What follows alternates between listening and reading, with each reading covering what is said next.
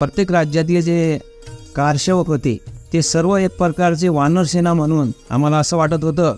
आणि तिथं जे पाईप होते आम्ही घेतलेले, त्या पाईपनं तो घुमटाला पाळणं चालू केलं. जी शक्ती होती ती रामाचीच शक्ती होती. हिंदूंच्या धार्मिक आणि आध्यात्मिक आस्थेचा आत्मा म्हणजेच अयोध्येतील श्री राम मंदिर. 550 वर्षांच्या प्रदीर्घ संघर्षानंतर आज हिंदूंना हा अलौकिक दैवी क्षण पाहावयास मिळत आहे.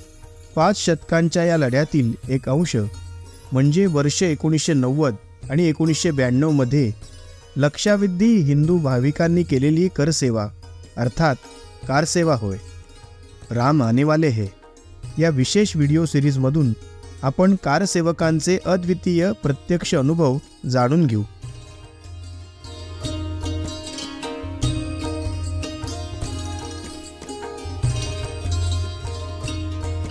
मी विनायक नारायण गिवटे, गायगाव, तालुका बाळापूर, जिल्हा अकोला. मला अकोल्यावरून बोलावून आलं की तुम्हाला अयोध्येसाठी जाणे आहे.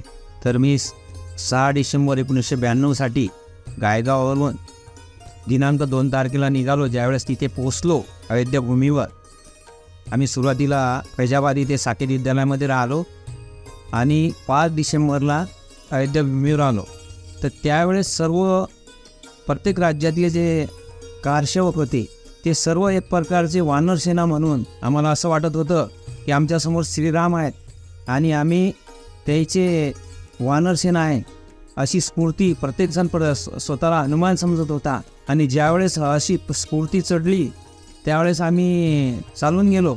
मला त्या घुमटावर चढता येत नव्हतं, परंतु मी कसा चढलो आणि तिथं जे पाईप होते आम्ही घेतलेले, त्या पाईपनं तो घुमटाला पाळणं चालू केलं. आणि सहज असं वाटत नव्हतं की इथं खूप शक्ती लागून राहिली बा. ती जी शक्ती होती ती रामाचीच शक्ती होती. आणि नाही म्हणता म्हणता पूर्ण 3 घुमट 6 वाजेपर्यंत पूर्ण उद्ध्वस्त झाले. आणि कसा खाली उतरलो हे मला अजिबात समजलं नाही. कारण असं वाटत होतं की बा आपण सर्व विसरून गेलो स्वतःला. असं वातावरण, राममय वातावरण झालं होतं. आणि ज्यावेळेस खाली उतरलो त्यावेळेस एकदम आनंद वाटला. तिथल्या अयोध्येतल्या लोकांनी दिवाळी मांडली, दिवे लावले, पेळे वाटले. आणि दुसऱ्या दिवसपासून आम्ही तो मलबा फेकायला सुरुवात केली. त्याही वेळेस ना तहान ना भूक, कोण जेवण आणून देत होतं, पाणी कोण देत होतं असं काही समजत नव्हतं. आणि तिसऱ्या दिवशी ज्यावेळेस आम्ही केंद्राची पोलीस आली आणि तिथून आम्हाला अयोध्या भूमीतून निघायला लावलं, परंतु आम्ही तिथं थांबलो आणि रामललाची मूर्ती स्थापित केली.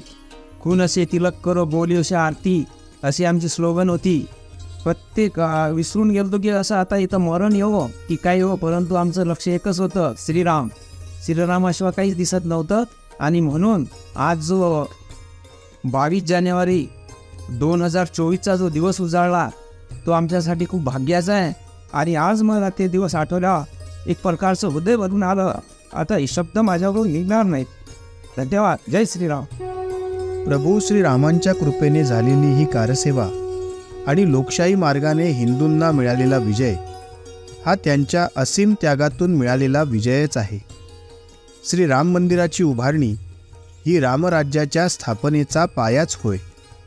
श्रीरामाला शरण जाऊन आता या दैवी रामराज्याच्या स्थापनेस कटिबद्ध होऊया.